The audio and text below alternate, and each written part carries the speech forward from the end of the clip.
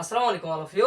তো আমাদের এটা হচ্ছে বায়োলজির অর্থাৎ জীববিজ্ঞানের আমাদের এটা চতুর্থ ক্লাস, এটা হচ্ছে লেকচার 4। আমরা এর আগে অর্থাৎ এই ক্লাসের আগে তিনটা ক্লাস করছি। ওখানে আমরা জীববিজ্ঞানের যে জীবন প্রথম অধ্যায় জীবন পাঠ অধ্যায় 1-এর আমরা জীববিজ্ঞানটার তিনটা ক্লাস করছি। ওখানে আমরা প্রথম লেকচারে জীববিজ্ঞানের ভৌত পাঠটা শেষ করেছি এবং দ্বিতীয় যে ক্লাসটা ওইটা তো আমরা জীববিজ্ঞানের যেহেতু পাঠ জীববিজ্ঞানের ভৌত টপিকটা একটু লেন্দি টপিক, এই জন্য আমরা কি করছি, জাস্ট ওই টপিকগুলোকে কয়েকটা ক্লাসে ভাগ করছি। তো তোমরা যারা ক্লাসগুলো দেখো নাই, অবশ্যই ফিসিএম বিহাক্স ইউটিউব চ্যানেলে ক্লাসগুলো অবশ্যই অবশ্যই অ্যাটেনশন দিয়ে করে নেবা। এন্ড তোমাদের জন্য একটা রিকমেন্ডেশন থাকলো, তোমরা যারা ফিসিএম বিহাক্স ইউটিউব চ্যানেলে যুক্ত আছো অবশ্যই তোমরা জানাবা ভাইকে যে নেক্সট টাইম আর কোন অধ্যায়ের ক্লাসগুলো তোমরা চাচ্ছ, অর্থাৎ জীববিজ্ঞানের কোন অধ্যায়ের ক্লাসগুলো তোমাদের জন্য ভেরি সুন ভাই যদি আপলোড করি তোমাদের জন্য কোন ক্লাসগুলো ভালো হবে অবশ্যই ভাইকে জানাবা। অবশ্যই ভাই তোমাদের কথা রাখবো এন্ড তোমার জন্য ক্লাসগুলো আপলোড করবো। এন্ড তোমরা যারা ফিসিএম বিহাক্স ফেসবুক গ্রুপে যুক্ত আছো অবশ্যই তোমরা তোমাদের ফ্রেন্ডদেরকে আপকামিং ভাই ব্রাদারদেরকে যারা ধরো ক্লাস 6-7 এ আছে ওদেরকেও সাজেস্ট করতে পারো। এন্ড আমাদের প্ল্যানও আছে ওদেরকেও নিয়ে আমরা একেবারে 6 to 12 6, 7, 8, 9, 10 এন্ড ইন্টারমিডিয়েটের ক্লাসগুলো একটু সময় নিব এন্ড কিছুদিন পরে ভাই আপলোড করবে। এন্ড সময়টা একেবারে লিমিটেড, এই জন্য আমরা ক্লাসগুলো ভেরি সুন একেবারে সমস্ত ক্লাস একেবারে আপলোড করতে পারছি না।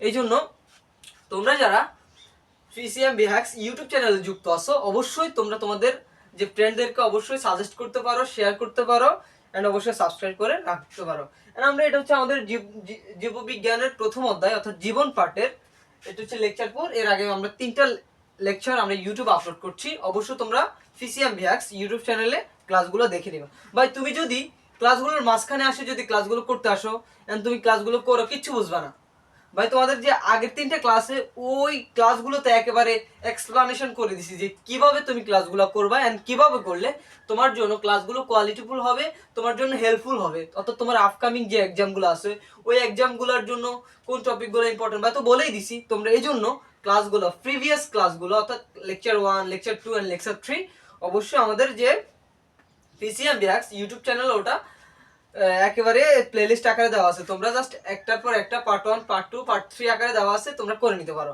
তো আমরা আজকে শুরু করি। তো আমাদের আজকে হচ্ছে জীববিজ্ঞান লেকচার 4 এন্ড এটা হচ্ছে ফলিত জীববিজ্ঞান। আমরা যে গত ক্লাসটা দেখছিলাম ওই ক্লাসে আমরা তত্ত্বীয় জীববিজ্ঞান বা ভৌত জীববিজ্ঞানটা পড়ছি, বাট আজকে আমরা পড়বো ফলিত জীববিজ্ঞান অর্থাৎ আমাদের অ্যাপ্লাইড লাইফে কি কি প্রয়োগ, মানে আমাদের অ্যাপ্লাইড লাইফের সাথে একেবারে ইনক্লুডেড যে জীববিজ্ঞানটা ওটা আমরা পড়বো। তো তোমরা কিছু টপিক দেখতে পাচ্ছ ভাই। 1 নম্বর টপিকে লিখে রাখছি যে প্যালায়োন্থোলজি বা জীবাশ্ম বিজ্ঞান এন্ড 2 নম্বর টপিকে ভাই লিখে রাখছি যে বায়োস্ট্যাটিস্টিক্স বা জীব পরিসংখ্যান বিদ্যা। তারপর ভাই 3 নম্বর টপিকে লিখে রাখছি প্যারাসাইটোলজি বা পরজীবী বিদ্যা। তারপর ভাই লিখে রাখছি ফিশারিজ বা মৎস্য বিজ্ঞান। তারপর লিখে রাখছি এন্টোমোলজি বা কীটতত্ত্ব, microbiology, agriculture, medical science, genetic engineering, biochemistry, environmental science and pharmacy and wildlife. এই টপিকগুলো আজকে আমরা এক্সপ্লানেশন করব। অবশ্যই তোমরা যারা ফিসিএম বিএক্স ইউটিউব চ্যানেল যুক্ত আছো এন্ড এখন আমি যে ক্লাসগুলো কিছুক্ষণ পর আপলোড করব এই ক্লাসটা দেখবা, অবশ্যই ভাই মনোযোগ দিয়ে দেখবা। অবশ্যই কিছু একটু সময় নিয়ে দেখো ভাই, তোমার জীবনের মধ্যে অনেক সময় আছে, এইচএসসি লাইফ একবারে ধরো 2টা ইয়ার সাথে 2-3 মাস আরো ইনক্লুডেড। তো তোমরা অবশ্যই ভাই একটু নিজের জন্য জাস্ট তোমার আপকামিং পরীক্ষার জন্য নিজের জন্য 10-20 মিনিট 30 মিনিট 40 মিনিট 1 ঘন্টা সময় স্যাক্রিফাইস করো ভাই। তুমি এই সময়গুলো একটু, তোমার অনেক সময় অনেক জায়গায় ওয়াস্ট হয়ে যাচ্ছে ভাই। তুমি এই ক্লাসগুলো করো, মনোযোগ দিয়ে করো, নিজের সেরা সময় হিসেবে এটারে বিবেচনা করো এন্ড ক্লাসগুলো করো, দেখবে অনেকজন তোমার যে ইন ফিউচার লাইফে তোমার এক্সামের রেজাল্ট অনেক বেশি ভালো হবে ভাই। তোমার এই ক্লাসগুলো অনেক বেশি হেল্পফুল হবে। তুমি জাস্ট ভাইয়ের সাথে হোয়াইট বোর্ডের ক্লাস জাস্ট করো, দেখবা কিভাবে ভাই 90% মার্কস পাওয়া যায় বা তোমাদেরকে সব ট্রিক্স বলে দিব। তো আমরা প্রথম টপিক নিয়ে আলোচনা করি, দেখো প্যালিওন্টোলজি বা জীবাশ্ম বিজ্ঞান। তোমরা কি জীবাশ্ম বিজ্ঞান জানো যে জীবাশ্মটা কি? জীবাশ্মটা হচ্ছে এরকম, ধরো তোমরা কি জানো যে হ্যাঁ আমাদের আমরা যে এখন আধুনিক সভ্যতাতে আছি এই সভ্যতার আগে অনেক সভ্যতা ছিল পৃথিবীতে। অর্থাৎ পৃথিবীর বয়স ধরা হয় প্রায় 450 কোটি বছর। এই 450 কোটি বছর আগে অনেক সভ্যতা আসছিল, অর্থাৎ এই সভ্যতাগুলো ধ্বংস হয়ে গেছে। তার মানে কি ওই সভ্যতাতে মানুষ ছিল, পশু পাখি ছিল, গাছপালা ছিল, অনেক কিছু ছিল না? এই যে গাছপালা, পশু পাখি, মানুষ অর্থাৎ সভ্যতা ধ্বংস হয়ে যাওয়ার কারণে মানুষ মানুষের দেহ অর্থাৎ মানুষের যে মৃত বডিটা অর্থাৎ পশু পাখি গাছপালা মানুষের যে বডিটা একেবারে মাটির নিচে চাপা পড়ে গেছে। এখন মাটির নিচে যখন চাপা পড়ে যায় তখন তুমি বলো ভাই ওখানে ওখানে কোনো বাতাস নাই, অক্সিজেন নাই, কিচ্ছু নাই। অর্থাৎ হাজার হাজার বছর ধরে মৃত জীব জন্তু গাছপালা মানুষের দেহাবশেষ মাটির নিচে চাপা পড়ে এই যে একটা খনিজ তৈরি করছে। অর্থাৎ মাটির নিচে চাপা পড়ে রাসায়নিক বিক্রিয়ার মাধ্যমে ওরা এক বিভিন্ন শিলাতে কনভার্ট হয়েছে, বিভিন্ন খনিজে কনভার্ট হয়েছে। অর্থাৎ আমরা যে এখন তেলের খনিগুলা পাই, ধরো আমরা গ্যাসের খনিগুলা পাচ্ছি, তো ওই যে খনিগুলা অর্থাৎ যে আমরা এখন যে মিনারেল গুলা মাটির নিচ থেকে তুলছি অর্থাৎ খনিজগুলা, ওই সব সম্পদ এটা যে মানুষের যে দেহাবশেষ গাছপালার ধ্বংসাবশেষ মৃত জীব জন্তু ইত্যাদি দিয়ে মাটিতে যে চাপা পড়ে আছে, ওই চাপা পড়া জিনিসগুলোই এখন হাজার হাজার বছরের একটা বিশাল লং টাইম প্রসেসের কারণে এটা কনভার্ট হয়ে বিভিন্ন খনিতে কনভার্ট হয়েছে।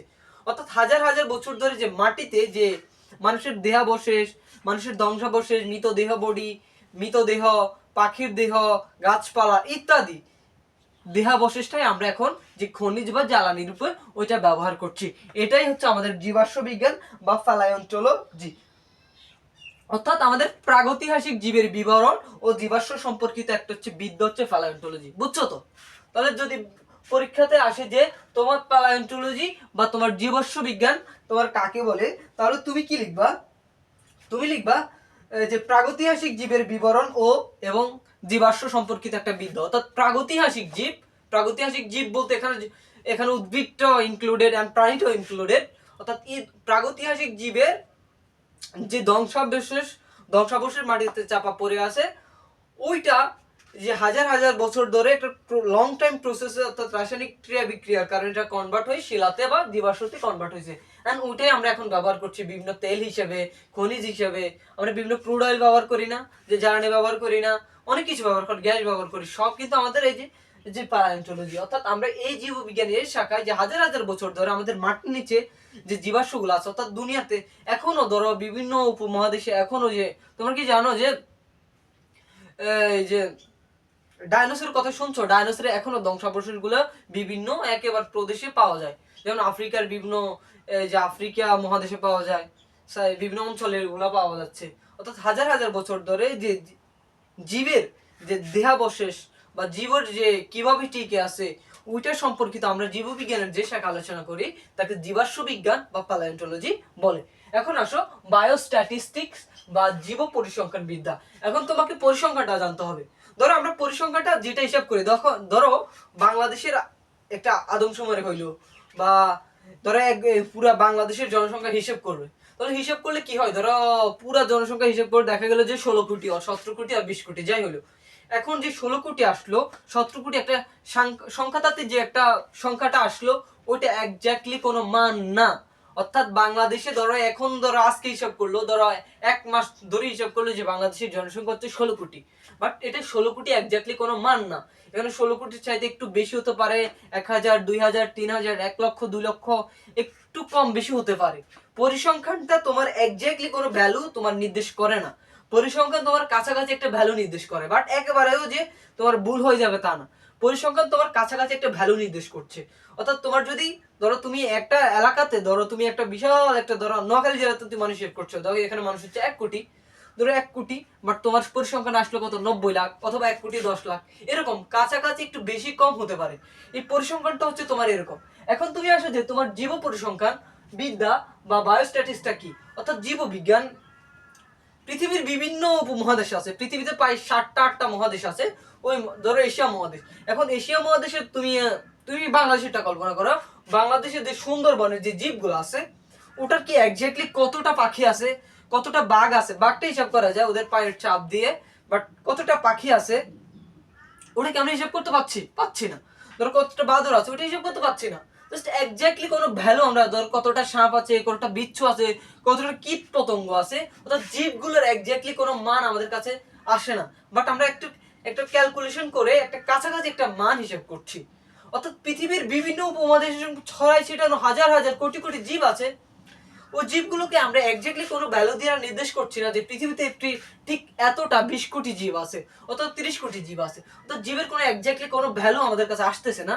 অর্থাৎ যে আমরা একটু সংখ্যাতাত্ত্বিক যে একটা যে জাজ করছি যে এতটা আছে, অর্থাৎ ওই টপিক নিয়ে, অর্থাৎ জীব পৃথিবীর বিভিন্ন মহাদেশে ছড়ায় ছিড়ে থাকা জীব সমূহের যে একটা গাণিতিক হিসাব নিকাশ সম্পর্কিত যে বিজ্ঞান, অর্থাৎ গাণিতিক হিসাব নিকাশ সম্পূর্ণ জীবের সংখ্যা, ধরো আমি মাছের সংখ্যা হিসাব করলাম, আমি প্রাণীর সংখ্যা হিসাব করলাম, আমি গাছের সংখ্যা হিসাব করলাম, আমি কীটপতঙ্গের সংখ্যা হিসাব করলাম, এবং পৃথিবীর বিভিন্ন মহাদেশের এই যে হিসাব করে আমি যে মোট একটা ডেটা পাইলাম, ওইটা জীববিজ্ঞানের যে শাখা আলোচনা করা হয়, অর্থাৎ জীবের সংখ্যাগত বিভিন্ন তথ্য জীববিজ্ঞানের যে শাখা আলোচনা করা হয় তাকে বায়োস্ট্যাটিস্টিক্স বা পরিসংখ্যানবিদ্যা বলে। পারবো তো? অর্থাৎ জীব পরিসংখ্যানবিদ, তুমি যদি পরীক্ষাতে আসে যে বায়োস্ট্যাটিক্স বা জীব পরিসংখ্যানবিদ্যা কাকে বলে, অর্থাৎ জীব সমন্বিত সংখ্যাগত তথ্য নিয়ে জীববিজ্ঞানের যে শাখা আলোচনা করা হয় তাকে জীব পরিসংখ্যানবিদ্যা বা বায়োস্ট্যাটিস্টিক্স বলে। পারবো তো? এখন আসো নেক্সট আসো প্যারাসাইটোলজি বা পরজীবী বিদ্যা। এখন পরজীবী কি তুমি একটু বুঝতে হবে। তোমরা কি জানো যে বিশাল বিশাল গাছের পাশে দিয়ে একটা গাছ যদি ভাই অঙ্কন করি, ধর একটা গাছ অঙ্কন করলাম,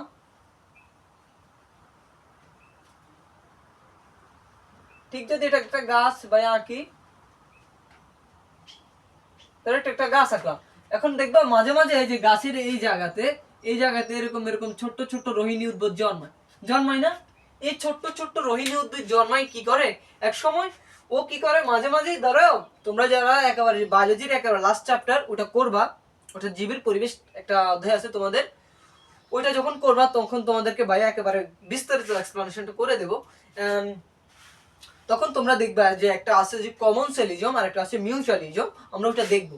বাট তোমরা দেখবা বিশাল গাছের নিচে, যেমন বট গাছের নিচে তোমরা দেখবা যে গাছের পাশে দিয়ে একটা রোহিণী উদ্ভিদ থাকে, ওটা গাছের ক্ষতিও করে না, বাট নিজের মতো ওই যে গাছটাকে ব্যবহার করে ও বড় হয়ে যাইতেছে, অর্থাৎ এটাকে বলে রোহিণী উদ্ভিদ বা প্যারাসাইট বা পরজীবী।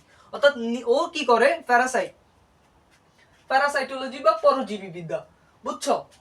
অর্থাৎ পরজীব আকারে বাস করে ওরা কি করে, পরজীব আকারে বাস করে। তাহলে পরজীব বিদ্যা কাকে বলে? অর্থাৎ জীববিজ্ঞানের যে শাখায় পরজীবিতা বা পরজীবী, ধরো আমি বলছি যে পরজীবী জীবের জীবন প্রণালী এবং রোগ, অর্থাৎ ওরা কি, অর্থাৎ জীববিজ্ঞান তুমি পরীক্ষা যদি আসে যে পরজীব বিদ্যা বা প্যারাসাইটোলজি কাকে বলে, তো তুমি লেখা জীববিজ্ঞান যে শাখায় পরজীবিতা বা পরজীবী এবং রোগ সম্পর্কিত আলোচনা জীববিজ্ঞানের যে শাখায় করা হয় তাকে পরজীবী বিদ্যা বা প্যারাসাইটোলজি বলে। তাহলে পরজীব বুঝছো তো, ওরা নিজে, তাহলে পরজীব কি করে, পরজীব নিজের খাদ্য নিজে তৈরি করতে পারে না, ওরা টোটালি আরেকটা উদ্ভিদের উপর ডিপেন্ডেন্ট, নিজের খাদ্য নিজে তৈরি করতে পারে না, পরজীবী নিজের খাদ্য নিজে তৈরি করতে পারে না। তাহলে পরজীবী বিদ্যা হচ্ছে জীববিজ্ঞানের যে শাখায় পরজীবিতা, পরজীবী এবং রোগ সম্পর্কিত আলোচনা করা হয় তাকে পরজীব বিদ্যা বা প্যারাসাইটোলজি বলে। পারবো তো?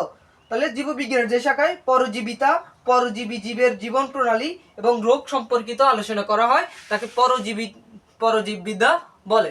এখন তুমি আসো ভাই নেক্সট আসি তোমাদের হচ্ছে ফিশারিজ বা মৎস্য বিজ্ঞান। ফিশারিজে কি আছে? মৎস্য বিজ্ঞান।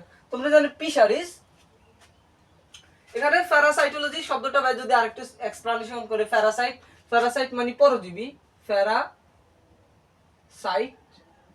আর লজি মানে হচ্ছে বিজ্ঞান, লজি মানে কি বিজ্ঞান। তাহলে প্যারাসাইট বা পরজীবী নিয়ে যে বিজ্ঞানের যে শাখা আলোচনা করা হয় তাকে প্যারাসাইটোলজি বা পরজীব বিদ্যা বলে। তাহলে পরজীবীরা নিজেরা নিজেদের কোনো খাদ্য তৈরি করতে পারে না, অর্থাৎ পরজীবী জীবের জীবন প্রণালী পরজীবিতা এবং রোগ, ওরা কি রোগ সৃষ্টি করে, পরজীবীরা কি রোগ সৃষ্টি করতে পারে উদ্ভিদ আর প্রাণীর দেহে, অর্থাৎ কি ধরনের রোগ সৃষ্টি করতে পারে, ওরা পরিবেশের সাথে কিরকম করে থাকতে পারে, অ্যান্ড প্রাণীর বা কিরকম রোগ সৃষ্টি করে, ওই যে আমরা যে পুরা আলোচনাটা জীববিজ্ঞানের যে শাখায় করি ওটা হচ্ছে আমার পরজীববিদ্যা বা প্যারাসাইটোলজি। তারপর হচ্ছে ফিশারিজ বা মৎস্য বিজ্ঞান। ফিশ মানে তো মাছ, ফিশ মানে তো মাছ, তার মানে কি ফিশারিজ হচ্ছে একটা জীববিজ্ঞানের একটা পার্ট, অর্থাৎ মৎস্য সম্পর্কিত আমাদের একটা বিজ্ঞান। আমরা মৎস্য বিজ্ঞানকে বা ফিশারিজ বলছি, অর্থাৎ মাছের কি প্রজনন, মাছের বড় হওয়া, মাছের প্রজনন, মাছের বৃদ্ধি, মাছের সংখ্যা বৃদ্ধি, মাছের প্রজনন, অর্থাৎ মাছের রোগ, যে কিভাবে মাছ অল্প সময়ের মধ্যে আমরা অনেক বেশি মাছ উৎপাদন করতে পারবো, কারণ কি মাছের উৎপাদন, মাছের মাছের উৎপাদন, প্রজনন, মাছের রোগ, মাছের মোট কথা মৎস্য রিলেটেড আমরা কিভাবে অল্প সময়ের মধ্যে অনেক বেশি মাছ উৎপাদন করতে পারবো, কোন সময় মাছের প্রজনন হবে, অর্থাৎ ইত্যাদি সম্পর্কিত আমরা জীববিজ্ঞানের যে শাখা আলোচনা করি, অর্থাৎ মাছ রিলেটেড, অর্থাৎ একটা আমরা মাছকে কিভাবে অল্প সময়ের মধ্যে বেশি উৎপাদন করতে পারি, মাছের কি ধরনের রোগ হয়, ওই রোগ সম্পর্কিত মাছ ওই রোগ সম্পর্কে আমাদের একটা আলোচনা থাকবে ওই যে ফিশারিজে। তারপরে আমরা কিভাবে মাছের মধ্যে প্রজনন করাতে পারি, কিভাবে কোন বয়সী মাছের সাথে প্রজনন করালে কোন বয়সী মাছ কোন সময় মাছগুলো প্রজনন করবে, অর্থাৎ ইত্যাদি যে আমাদের জীববিজ্ঞানের যে শাখা আলোচনা করা হয় তাকে মৎস্য বিজ্ঞান বা ফিশারিজ বলে। জাস্ট আমরা বইয়ের মতো করে জাস্ট ভাইয়ের সামনে একটু বই আছে বা একটু বই থেকে দেখিলে আমাদের সব টপিক গুলা মিলতেছে কিনা। দেখো ভাইয়া লিখতেছে, হ্যাঁ ভাই ঠিকই লিখছি। তাহলে মাছ, মাছ উৎপাদন, মৎস্য সম্পদ ব্যবস্থাপনা ও সংরক্ষণ। ভাই তো একেবারে পুরা যে রোবট না, সবকিছু মুখস্থ করে নিয়ে আসছি, বাট তোমাদেরকে একটু এই জন্য বইটা আমাদের সামনেই আছে, আমরা জাস্ট এক্সপ্লানেশন কোডটা এখানে করব, জাস্ট আমাদের টপিক ওয়াইজ। বইয়ের সাথে তো আমি হুবহু কথাগুলো মিলবে না, বাট কাছাকাছি তো মিলবে। এখন এই জন্য জাস্ট আমরা বইটা আমাদের সাথে আছে। তাহলে কি জীববিজ্ঞানের যে শাখায় মাছের উৎপাদন, মাছের বংশবৃদ্ধি, মাছের প্রজনন, মৎস্য ব্যবস্থাপনা ইত্যাদি সম্পর্কিত আলোচনা করা হয়, জীববিজ্ঞানের যে শাখায় ইত্যাদি আলোচনা করা হয় তাকে মৎস্য বিজ্ঞান বা ফিশারিজ বলে। তাহলে কি কি আলোচনা করা হয়? এক নম্বর তোমার মাছের উৎপাদন, উৎপাদন, তারপর কি প্রজনন, অর্থাৎ মাছের প্রজনন, তারপর বিস্তার, বিস্তারটা একটা প্রজনন, বিস্তার, মাছের রোগ, এবং কিভাবে আমরা ব্যবস্থাপনাটা করতে পারি, ব্যবস্থাপনা, ব্যবস্থাপনা, অর্থাৎ মাছের উৎপাদন, প্রজনন, বিস্তার, রোগ ইত্যাদি সম্পর্কে যে বিজ্ঞানের যে শাখা আলোচনা করা হয় তাকে ফিশারিজ বা মৎস্য বিজ্ঞান বলে। পারো তো? এখন আসো তোমার মাইক্রো এন্টোমোলজি বা কীট তত্ত্ব। এখন তোমাকে কীট চিনতে হবে। কীট কারা? কীট ধরো ধরো মৌমাছি। কীট মৌমাছি নিয়ে ডিরেক্ট একেবারে কোরআনে, পবিত্র কোরআনে একটা সূরাই আছে, ওখানে মৌমাছির যে লাইফ স্টাইল সম্পর্কে আলোচনা করা আছে। তাহলে মৌমাছি কি? একটা কীট।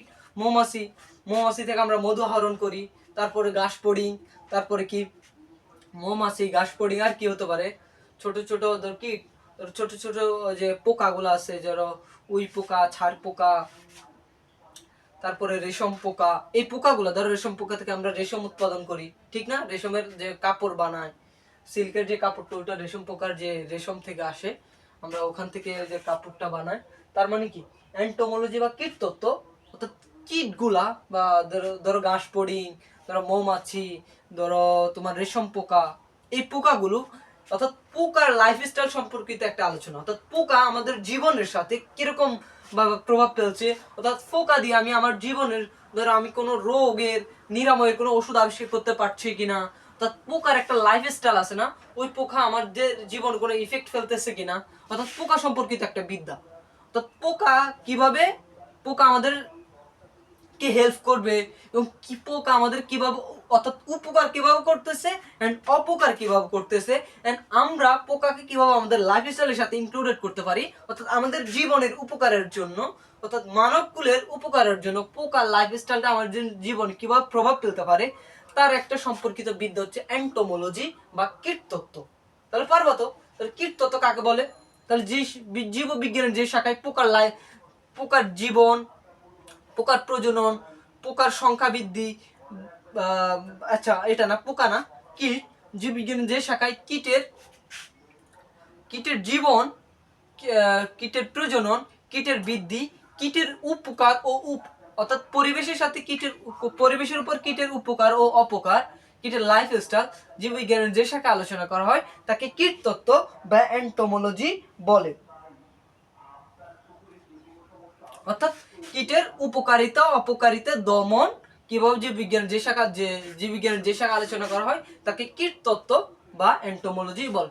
ধরো বিভিন্ন কীট পতঙ্গ আমাদের কি করে, কীট পতঙ্গ যেমন কীট পতঙ্গ পরিবেশের, তোমরা খাদ্য শৃঙ্খল আর খাদ্য জালটা অবশ্যই পড়েছো, ওখানে কীট পতঙ্গ মানে খাদ্য শৃঙ্খলের যে একটা মেইনটেন্স প্রসেস ওইটা থাকার জন্য আমাদের কীট পতঙ্গটা অনেক বেশি ইম্পর্টেন্ট। কীট পতঙ্গ খেয়ে আরেকটা প্রাণী বেঁচে আছে, তাকে খেয়ে তা আরেকটা প্রাণী বেঁচে আছে, এভাবে পুরো একটা খাদ্য শৃঙ্খল তৈরি হয়েছে। অর্থাৎ কীট পতঙ্গ আমাদের, ধরো আমরা ধরো আমি ধান চাষ করলাম, ওখানে কিছু কীট পতঙ্গ আমার জন্য উপকার করতেছে এন্ড কিছু কীট পতঙ্গ আমার জন্য অপকার করতেছে। অর্থাৎ কিছু আমাদের জন্য হেল্প করছে এন্ড কিছু আমাদের অপকার করছে, আমাদের ক্ষতি করছে। অর্থাৎ কিভাবে আমরা দমন করতে পারি যেগুলো আমাদের ক্ষতি করছে, অর্থাৎ আমরা কীটের বা কীট পতঙ্গের লাইফস্টাইল জেনে এটা সিকিউর করা যায় যে ওই কীট পতঙ্গ আমার যে ফসলের কিরকম ক্ষতি করছে এবং কোন কারণে ক্ষতি করছে এবং কোনগুলো আমার ক্ষতি করছে কোনগুলো হেল্প করছে, ওটা আমরা আলাদা করতে পারি। তার মানে জীববিজ্ঞান যে শাখায় কীটের লাইফস্টাইল দমন উপকারিতা অপকারিতা ইত্যাদি আলোচনা করা হয় তাকে কীটতত্ত্ব বা এন্টোমোলজি বলে। তাহলে কীটতত্ত্বে কি কি আলোচনা করা হয়? 1 নাম্বার তোমার কীটতত্ত্বে উপকারিতা, জাস্ট ভাই তোমাদের কিওয়ার্ড গুলো লিখে দিচ্ছি, টপিক তো ভাই আগে দিয়ে লিখতে রাখছে। অপকারিতা,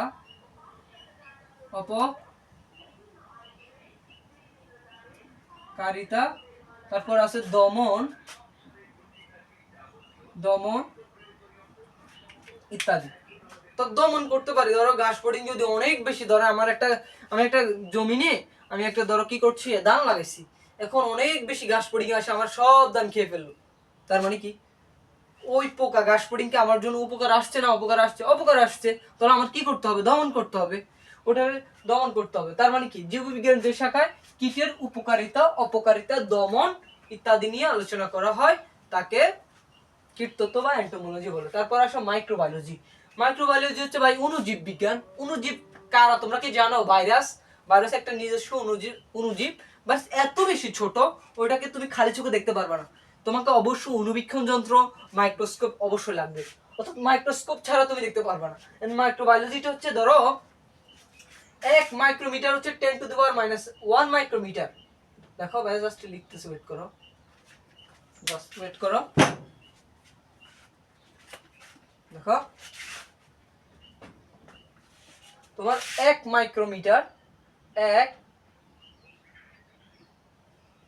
মাইক্রোমিটার সমান 10⁻⁻6 মিটার। অর্থাৎ একরে তুমি 10 এর সাথে 1 2 3 4 5 6, তার মানে কত ছিল? একক দশক শতক হাজার অযুত লক্ষ, 1 লক্ষ ভাগের 1 ভাগ। অর্থাৎ একরে তুমি যদি 1 লক্ষ ভাগ করো, যে ক্ষুদ্রাতি ক্ষুদ্র যে পরিমাণটা পাইবা ওটা হচ্ছে 1 মাইক্রোমিটার। তার মানে কি তোমার মাইক্রোবায়োলজিটা হচ্ছে মাইক্রো মানে এত ক্ষুদ্রাতি ক্ষুদ্র অণুজীব নিয়ে আলোচনা করা হয়। ভাইরাসও ওইটার একটা অংশ, ভাইরাসও খুব একেবারে ছোট একটা অণুজীব। এখন ভাইরাস, ধরো আমরা মাইক্রোবায়োলজি বা অণুজীব বিজ্ঞান, এখন যে ভাইরাস নিজে তো একটা অণুজীব। এখন ভাইরাস আমাদের রোগ সৃষ্টি করে, আবার কিছু ভাইরাস আমাদের হেল্প করছে। ভাইরাস দিয়ে আমরা অনেক কিছু করতে পারি, অনেক ভাইরাস আমাদের জীবনের সাথে খুবই ইন্টারনালি জড়িত। আমাদের ভাইরাস আমাদের রোগ প্রতিরোধে অনেক বেশি হেল্প করছে। আমাদের বিভিন্ন জটিল বা কমপ্লেক্স যে রোগগুলো আছে ওই রোগগুলো সারাতে আমরা ভাইরাস থেকে আমরা ওষুধ তৈরি করতে পারছি।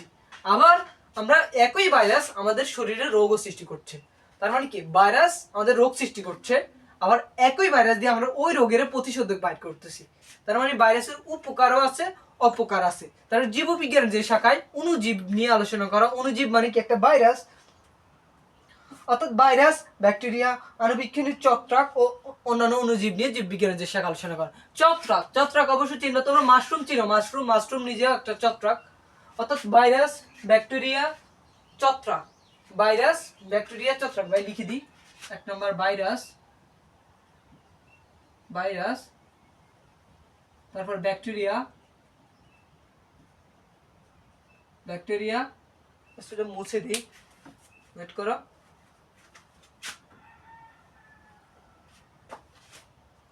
উপকারী দম, ভাইরাস, ব্যাকটেরিয়া, ব্যাকটেরিয়া, ছত্রাক। অর্থাৎ জীববিজ্ঞানের যে শাখায় ক্ষুদ্রাতি ক্ষুদ্র অণুজীব যেমন ভাইরাস, ব্যাকটেরিয়া এবং ছত্রাক নিয়ে আলোচনা করা হয় তাকে কি বলে? তাকে মাইক্রোবায়োলজি বা অণুজীব বিজ্ঞান বলে। অর্থাৎ অণুজীব সম্পর্কে জীববিজ্ঞানের যে শাখায় অর্থাৎ মাইক্রো যে জীবগুলো আছে, অণু যে জীবগুলো আছে এত ছোট যেটা তুমি খালি চোখে দেখতে পারবে না, তোমাকে ওইটা দেখতে হলে অবশ্যই তোমাকে মাইক্রোস্কোপ যন্ত্র লাগবে অথবা আণুবীক্ষণিক যন্ত্র লাগবে। অর্থাৎ অণুবীক্ষণ যন্ত্র ছাড়া তুমি দেখতে পারবে না। এই জীবগুলো নিয়ে জীব বিজ্ঞানের যে শাখা আলোচনা করা হয় তাকে অণুজীব বিজ্ঞান বা মাইক্রোবায়োলজি বলে। তাহলে মাইক্রোবায়োলজিতে কিসে সাধারণত বিশেষ করে তোমার ভাইরাস নিয়ে আলোচনা করা হয়, তারপর ব্যাকটেরিয়া নিয়ে আলোচনা করা হয়, তারপর ছত্রাক নিয়ে আলোচনা করা হয়। তাহলে মাইক্রোবায়োলজিতে বুঝছো তো।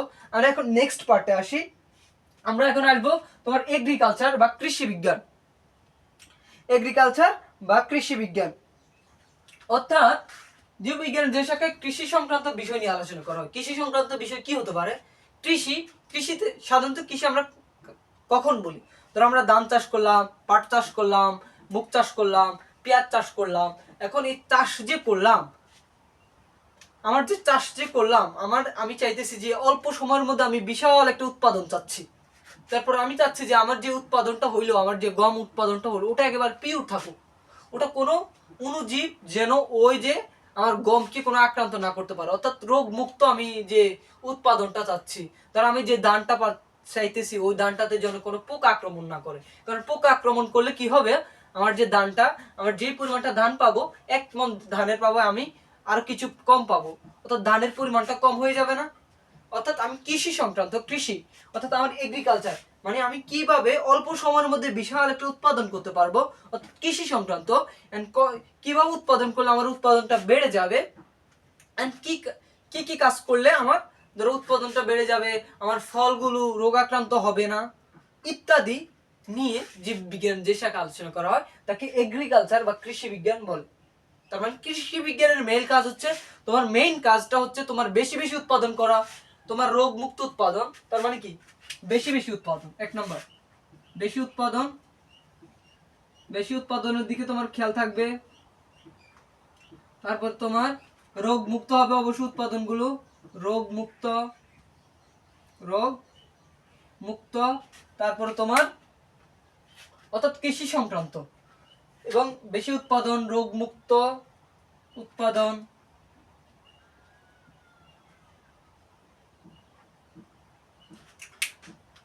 ইত্যাদি। অর্থাৎ কৃষি সংক্রান্তর মধ্যে তোমার যে অর্থাৎ কৃষি সংক্রান্ত মধ্যে তোমার এইগুলা অর্থাৎ তোমার যে চাষাবাদ সংক্রান্ত, তোমার যে তুমি যে কৃষি যে রিলেটেড, কৃষিতে একটা ওয়াইড ক্ষেত্র, একেবারে কৃষির যে পুরা যে বিস্তর যে আলোচনা যে বিজ্ঞানের যে শাখা করা হয় তাকে এগ্রিকালচার বা কৃষি বিজ্ঞান বলে।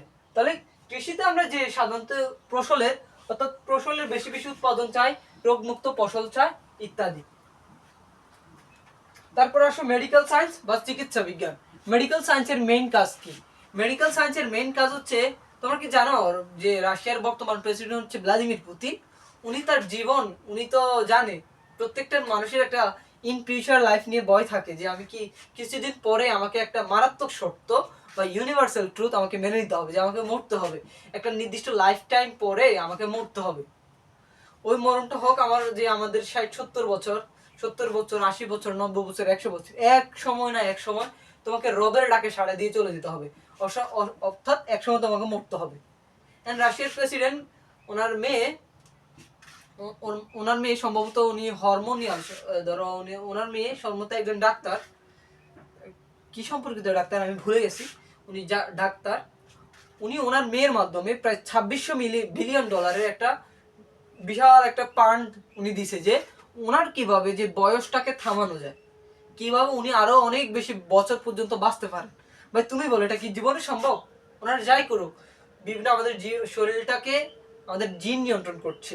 এখন জিনের কার্যকারিতা তুমি ইয়া করাইবা, তুমি কত কমাই ফেলবা, তুমি জিনের যে বয়সটা তো হইতেছে ওইটা কত ধীর গতির জিন যে কাজগুলো করছে ওইটা তুমি কত ধীর গতির করে দিবা? পারবা তুমি? এক সময় না এক সময় তোমাকে মরতে হবে। ওনারা 26 বিলিয়ন ডলারের একটা ফান্ড এবার বুঝেছ প্রজেক্ট। এই মেগা প্রকল্পের মেইন কাজ হচ্ছে কিভাবে মানুষের শরীরের জৈবনিক কাজগুলোকে পরিবর্তন করে মানুষের শরীরের যে বিভিন্ন যে অঙ্গ আছে, অর্থাৎ হার্ট আছে, ফুসফুস আছে, ওইটা কিডনি আছে, ওই ওইটাকে আমি কিভাবে প্রতিস্থাপন করে আমরা একটা একেবারে নতুন রিভার্স একটা লাইফ, একেবারে ছোটকালের মতো একটা জীবন চাচ্ছে। উনি একেবারে যে মরতে চাচ্ছেন না, তার মানে কি এটা পারবে? পারবে না। বাট যদি পারে তাও তো মানুষ ধরো 10 বছরের জায়গায় ধরো আল্লাহ জানে, সব তো আল্লাহর উপর নির্ভর করছে, বাট তুমি চাইলে আরো কয়েক বছর মেডিকেল সায়েন্সের আরো কয়েক বছর বাঁচতে পারবা। এখন মেডিকেল সায়েন্সের তোমার যে মেডিকেল সায়েন্স এবং চিকিৎসা বিজ্ঞানটা এখন যে আরো কিছুদিন পরে দেখবা যে চিকিৎসা বিজ্ঞানটা এখন কোন পর্যায়ে পৌঁছে গেছে। আমরা চিকিৎসা দিয়ে অনেক, চিকিৎসা আমাদের জীবনকে একেবারে, চিকিৎসা একটা একটা ওয়াইড ক্ষেত্র, চিকিৎসা বিজ্ঞানটা একটা তুমি কি বলবা, এটা আমাদের জীবনের একেবারে বিশাল একটা চেঞ্জ নিয়ে আসছে। তুমি কয়েক দশক আগে চিকিৎসার যে এখন যে চিকিৎসাটা তুমি কল্পনা করতে পারছো, কয়েক দশক আগে এই কয়েক শতাব্দী আগে চিকিৎসার এই বিশাল ওয়াইড ক্ষেত্রটা কল্পনা করা যেত না। অর্থাৎ চিকিৎসা বিজ্ঞান কিভাবে চিকিৎসার মাধ্যমে মানুষের উপকার করা যায়, কিভাবে মানুষ লং প্রসেস বিভিন্ন মানুষের উৎপাদন করা যায়। অর্থাৎ চিকিৎসার মাধ্যমে তুমি ফসলের চিকিৎসা নিতে পারো, মানুষের চিকিৎসা নিতে পারো, পশু পাখির চিকিৎসা নিতে পারো, অর্থাৎ যে কোনো কিছুর তুমি চিকিৎসা নিতে পারো।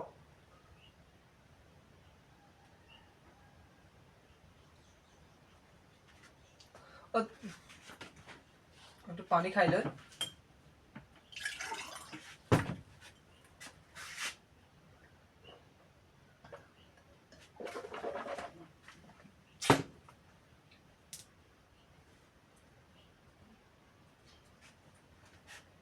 তার মানে চিকিৎসা বিজ্ঞানের মেইন কাজ হচ্ছে মানবদেহের রোগ ও চিকিৎসা। অর্থাৎ কিভাবে মানুষের রোগগুলো হচ্ছে, কিভাবে কোষের উল্টাপাল্টা যে কাজ, অর্থাৎ স্বাভাবিক কোষের আমাদের শরীরের যে শারীরিক যে কাজগুলো যদি স্বাভাবিকভাবে হয় আমাদের শরীরটার কোনো প্রবলেম নাই। বাট যখন আমাদের কোষগুলো তার স্বাভাবিক কাজ থেকে একটু বিচ্যুত হয়ে গেছে, তার মানে কি আমাদের কোষগুলোর এখন আর স্বাভাবিকভাবে কাজ করতে পারছে না। এখন স্বাভাবিকভাবে কাজ না করার কারণে আমার যে এখন যে ইফেক্টটা, ওইটা হচ্ছে আমার রোগ। অর্থাৎ চিকিৎসা এবং রোগ, কিভাবে আমরা কিভাবে রোগটা হচ্ছে এবং কিভাবে ওই রোগটা নিরাময় করা যায়, অর্থাৎ চিকিৎসা এন্ড রোগ, অর্থাৎ মানবদের রোগ এবং মানবদের কিভাবে ওই রোগের চিকিৎসা সংক্রান্ত যে বিজ্ঞান তাকে মেডিকেল সায়েন্স বা চিকিৎসা বিজ্ঞান বলে। এখন আসে জেনেটিক ইঞ্জিনিয়ারিং বা জিন প্রযুক্তি। তোমরা কি জানো মানুষের একেবারে পুরো কাজ আমি কিরকম হব সব আমার ডিসাইড করছে জিন। জিন কি ডিসাইড করছে? জিন আমার চেহারাটা কিরকম হবে, আমার ত্বকটা কত বেশি মসৃণ হবে, আমার চুলের কালারটার রংটা কিরকম হবে, আমার চোখের পাওয়ারটা কত বেশি হবে, আমি কত বেশি ভালো স্মুথ দেখতে পারবো, আমার শরীরের আঙ্গিক গঠন বডি স্ট্রাকচারটা কেমন হবে, আমার গলার সাউন্ডটা কিরকম হবে, আমি কতটুকু লম্বা হব, সব কিছু আমার এই যে জিন নিয়ন্ত্রণ করছে। অর্থাৎ সব কন্ট্রোলিং সিস্টেমটা আমার কার হাতে? জিনের হাতে। জিন এই কাজগুলো নিয়ন্ত্রণ করছে। অর্থাৎ এই যে জেনেটিক ইঞ্জিনিয়ারিং এখন মেইন কাজ কি? এখন যখন আমরা জিন প্রযুক্তিটা বা জেনেটিক ইঞ্জিনিয়ারিংটা জানতে পারবো, তোমরা কি জানো যে জেনেটিক ইঞ্জিনিয়ারিং এর মাধ্যমে আমরা একটা মানুষের যে স্বাভাবিক যে কাজকর্ম করতেছে, আমরা জেনেটিক ইঞ্জিনিয়ার জিনের পরিবর্তন করায় তার ধরো কোনো একটা মানুষ একটা জিন তার কম আছে বা জিনের একটা কাজ ঠিক মতো করতে পারছে না, আমরা জেনেটিক ইঞ্জিনিয়ারের মাধ্যমে ওই জিনটার কাজগুলো ঠিক মতো করাই দিতে পারছি। অর্থাৎ জিন প্রযুক্তি এর ব্যবহার, অর্থাৎ জেনেটিক ইঞ্জিনিয়ারের মাধ্যমে আমরা আমাদের শরীরের ধরো একটা দরকার আমাদের শরীরের জন্য সবচেয়ে গুরুত্বপূর্ণ ক্যান্সার চিকিৎসার জন্য, ডায়াবেটিস চিকিৎসার জন্য আমাদের ইন্টারফেরন অনেক বেশি দরকার। এখন ইন্টারফেরন আমরা সহজে আমরা এরকম করে পাচ্ছি না, বাট আমরা জেনেটিক ইঞ্জিনিয়ারের মাধ্যমে জিনের একটু পরিবর্তন নিয়ে, অর্থাৎ জেনেটিক ইঞ্জিনিয়ারিং মানে হচ্ছে তোমার শরীরের যে ডিএনএ আর আরএনএ, অর্থাৎ একেবারে ডিএনএ আরএনএ এর যে পরিবর্তন, আমাদের শরীরের জিনের একটা পরিবর্তন আছে। জিন অনেক বেশি সিকোয়েন্স আকার থাকে, ওটাকে জিনোম সিকোয়েন্স বলে, ওটা লাগবে না। বাট জিনগত একটা সিকোয়েন্সের পরিবর্তন করে আমরা তার কার্যক্রমের পরিবর্তন নিয়ে আসতে পারি। অর্থাৎ ইকোলাই একটা ব্যাকটেরিয়া আছে, ইকোলাই, তোমাদেরকে জাস্ট বলে রাখি, ইকোলাই মানে ইশেরিশিয়া কোলাই। এই ইকোলাই ব্যাকটেরিয়ার দেহের যে ডিএনএটা আছে, আমরা ওই ডিএনএটা কেটে আমরা ধরো আমরা চাই ধরো আমরা ইন্টারফেরন তৈরি করব, এখন আমরা ইন্টারফেরন তৈরির জন্য যে জিন দায়ী, ওই জিনকে, যে ইন্টারফেরন তৈরি করবে ওই জিনকে একেবারে সেজেছে কোলায়ের একেবারে ডিএনএর সাথে ইনক্লুডেড করে দিছি, আটকাই দিছি। তাহলে এখন কেন এটার মধ্যে দিছি, কারণ এটার মধ্যে দিলে আমরা দেখতে পাচ্ছি যে আমরা তো কীটতত্ত্ব পড়ছিলাম বা এন্টোমোলজি পড়ছি, আমরা কীট পতঙ্গ রিলেটেড পড়ছি না। তো আমরা যখন আমরা দেখতে পাচ্ছি যে ইকোলায়ের শরীরে যখন আমরা এটা প্রবেশ করাই দিই, তখন অল্প সময়ের মধ্যে আমার অনেক বেশি ইন্টারফেরন তৈরি করতে পারি। অর্থাৎ আমি অল্প সময়ের মধ্যে অনেক বেশি ইন্টারফেরন তৈরি করার জন্য আমি কি করছি, ইকোলাইয়ের ডিএনএ তে একটা চেঞ্জ নিয়ে আসছি। এই চেঞ্জটা এই চেঞ্জটা হচ্ছে আমার জেনেটিক ইঞ্জিনিয়ারিং। অর্থাৎ জেনেটিক ইঞ্জিনিয়ারিং মানে হচ্ছে এমন একটা ইঞ্জিনিয়ারিং যেটার মাধ্যমে একটা মাইক্রোস্কোপিক পরিবর্তন নিয়ে আসা যায় একটা জীবের মধ্যে। অর্থাৎ জিন সম্পর্কিত বিজ্ঞানকে জেনেটিক ইঞ্জিনিয়ারিং বলে। অর্থাৎ জিনের অর্থাৎ মানুষের পুরো বডি স্ট্রাকচার, বডি ল্যাঙ্গুয়েজ, কথাবার্তা, সব চাল চলন, সবকিছুর ধরন আমার জিন দ্বারা নিয়ন্ত্রিত হচ্ছে। এই যে জিন সম্পর্কিত আমার যে বিজ্ঞানটা, যেভাবে আমরা কিভাবে জিন সম্পর্কিত বিজ্ঞানটা নিজেকে আয়ত্ত করতে পারি, এই বিজ্ঞানটা জীববিজ্ঞান যে শাখা আলোচনা করা হয় জাস্ট একটা ডিপার্টমেন্ট হয় যেটা আলাদা করে দিয়েছে জাস্ট জেনেটিক ইঞ্জিনিয়ারিং হিসেবে। এখন হচ্ছে বায়োকেমিস্ট্রি বা প্রাণ রসায়ন। তোমরা কি জানো আমাদের প্রাণটা, আল্লাহ পবিত্র কোরআনে বলছে আমাদের প্রত্যেকটা প্রাণ আসছে পানি থেকে। চিকিৎসা বিজ্ঞান এটা প্রমাণ করছে ঠিক কয়েক বছর আগে, জাস্ট প্রত্যেকটা প্রাণ আসছে পানি থেকে। এখন আমরা প্রাণ রসায়ন পড়বো। এখন প্রাণ রসায়নটা হচ্ছে কিভাবে প্রাণ মানে কি, যার মধ্যে প্রাণ আছে, জীব হোক উদ্ভিদ হোক হয় প্রাণী হোক, সবই তো জীব বা প্রাণ। অর্থাৎ প্রাণ আছে এমন সকল উদ্ভিদ আর প্রাণীর মধ্যে প্রতিনিয়ত হাজার হাজার শরীরের মধ্যে রাসায়নিক কিছু ক্রিয়া বিক্রিয়া চলছে। অর্থাৎ শারীরবৃত্তীয় কাজগুলো যে চলছে সবার জন্য আমার যে মানে রসায়ন বা আমার যে ক্রিয়া বিক্রিয়া প্রতিনিয়ত চলছে। অর্থাৎ জীবের প্রাণ রাসায়নিক কার্যপ্রণালী, রোগ ইত্যাদি আলোচনা করা হয়। প্রাণ রসায়ন মানে হচ্ছে তোমার প্রাণ সম্পর্কিত একটা বিদ্যা। অর্থাৎ এখানে রসায়নটা ইনক্লুডেড মানে হচ্ছে কি, রসায়নটা হচ্ছে আমাদের বডি বায়োলজির মধ্যেও রসায়নটা ইনক্লুডেড।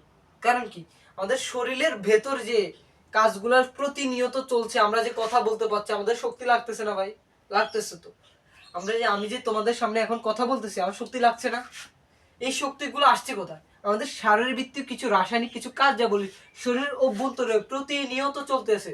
শরীরের ভিতরে যে কোষগুলো আছে শরীরে আমাদের, তোমরা যখন উদ্ভিদ আর প্রাণীর বডি স্ট্রাকচার পড়বা তখন দেখবা যে একটা গুরুত্বপূর্ণ একটা অঙ্গাণু আছে মাইটোকন্ড্রিয়া, ওইটার মধ্যে প্রতিনিয়ত তোমার ক্রিয়া বিক্রিয়া চলছে। তার মানে কি, রাসায়নিক ক্রিয়া বিক্রিয়া বা প্রাণের মধ্যে যে ক্রিয়া বিক্রিয়াটা চলছে। তার মানে কি, প্রাণ রসায়নটা হচ্ছে তোমার যে জীবের প্রাণ রাসায়নিক কার্যপ্রণালী এবং রোগ। অর্থাৎ প্রাণের যে রাসায়নিক কার্যপ্রণালী এবং রোগ সম্পর্কিত একটা বিদ্যা। অর্থাৎ তাকে প্রাণ রসায়ন বা বায়োকেমিস্ট্রি বলে। এখন আসলে এনভায়রনমেন্টাল সায়েন্স বা পরিবেশ বিজ্ঞান। এখন আমরা পরিবেশ বিজ্ঞানের সাথে আমরা শুধু পরিবেশ বিজ্ঞানের সাথে